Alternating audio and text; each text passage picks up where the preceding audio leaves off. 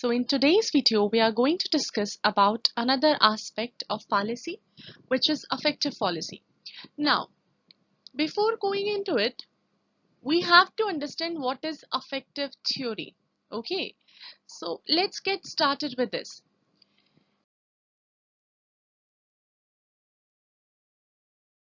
If you if you talk about many literature criticists like Richards or Max Eastman and many more, they believe in affective theory.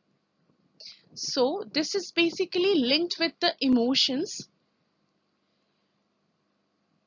through which a reader, let's say I am reading a poem, okay, so there may be many emotions linked with it, maybe any tragedy, or you can say a comedy, then I'll start laughing, correct? So if you are talking about emotions, so affective theory support that and states that any poem or any poetry, according to these criticists, any poetry should be judged by the emotional effect which the reader is having while reading it. This is what affection theory is about. Okay. Now, if you are even criticizing that particular poetry, then also you have to go through the criticism related with the emotions, whether that particular poetry is able to emit those particular emotions or not. Then the criticism is also related with the emotions, the physiological form. Okay, so that means the emotional effect of the poem can be manifested by physical symptoms of the reader. Let's say maybe if it is a horror story, we can have or we may have goosebumps, bristling of the skin, or shivering down of the spine. So all these things, they belong to affective theory. Okay, but this affective fallacy, what is it about?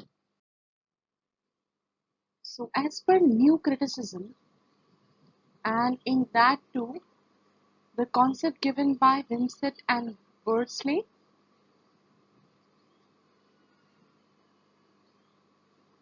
so these two introduce the concept of affective fallacy, according to which affective fallacy refers to the supposed error of judging or evaluating a text on the basis of its emotional effects on a reader.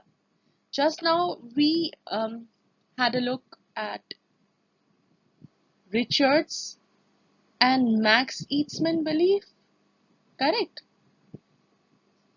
So they believe that emotions are very important. So emotions, that means affective theory, and these two give the interpretation of the right meaning given by the poet in the poem, right? But the problem is that according to the new criticism, according to the new criticism, affective theory is not that practical. It has less practical criticism because what is there is actually the link up of passion and sublimity with hyperbole in speech. So if you want to talk about purely affective report, it is either too physiological or it is too vague. So see, sometimes, in fact most of the times, we go with semantic writings, right? So these are those writings which are connected with the meaning of words and sentences. So we try to find out or interpret the meaning as they seem to be. Now, the concept is that if you talk about emotional relativism, one thing is emotional relativism, okay, and another one is cognitive quality. So it is related with the emotions and cognitive is with the logical reasoning. If you separate cognitive quality and look at this thing alone, then you will find that the person or the reader is only be able to feel whether particular thing is right or wrong. but the reason behind it, they will not be able to interpret without this cognitive ability.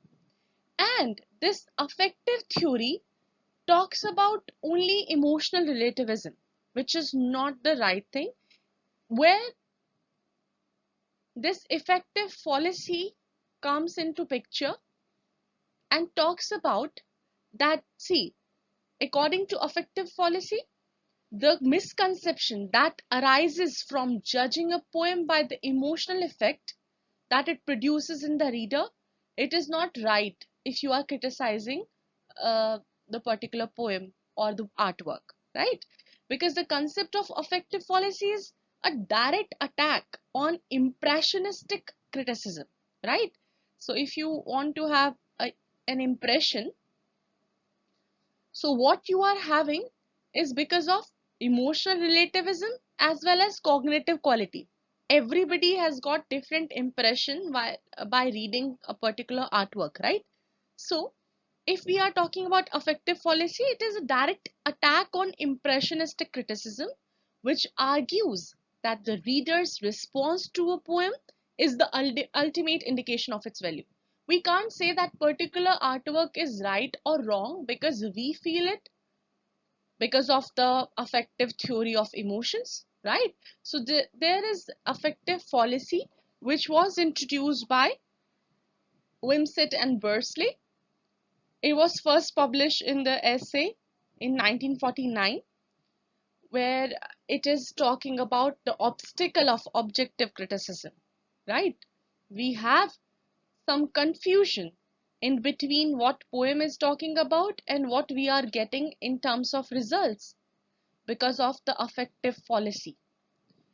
So the affective fallacy tries to derive its standards from the psychological effects of the poem, right?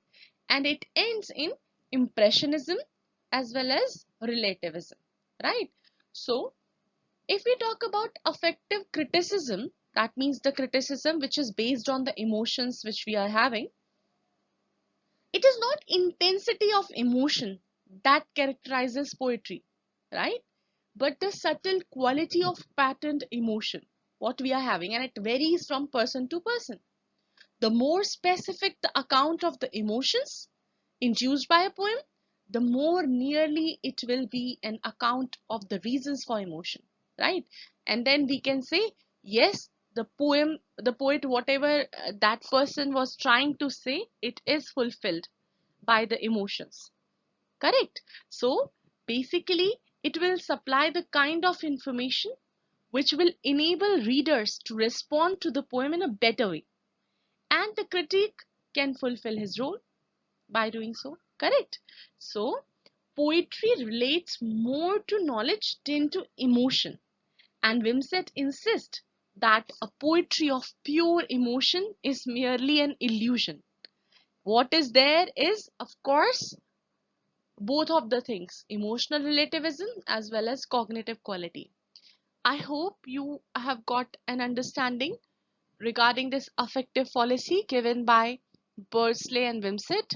If so, then don't forget to like, share, and subscribe my channel. Till my next video, take care of yourself. Bye bye.